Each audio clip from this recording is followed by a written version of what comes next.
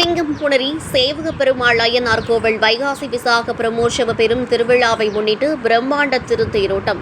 பல்லாயிரக்கணக்கான மக்கள் வெள்ளத்தில் 4 ரத வீதியில் மிதந்து வந்த திருத்தேர்.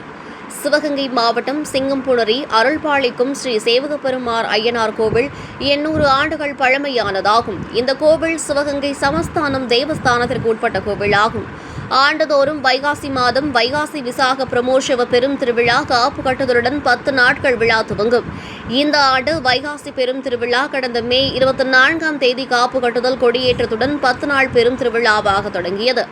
அன்றிலிருந்து தினசரி இரவு சுவாமி திருவீதி விழாவும், 5ஆம் நாள் திருக்கல்யாண வைபவமும், 6ஆம் நாள் இரவில் திகிலூட்டும் கழுவன் விரட்டும் திருவிழாவும் நடைபெற்றது.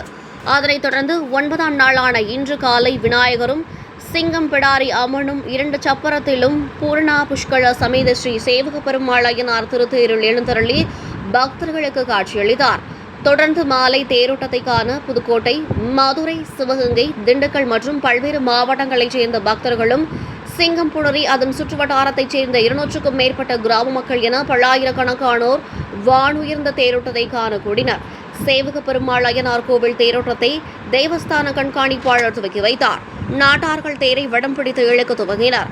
இந்த வானுயர்ந்த திருத்தேர் பல்லாயிரக்கணக்கான பக்தர்கள் வெள்ளத்தில் மிதந்து வந்தது. தொடர்ந்து 4 ரத வீதிகளில் திருத்தேர் திருவீதி உலா வந்து நிலையை அடைந்தது.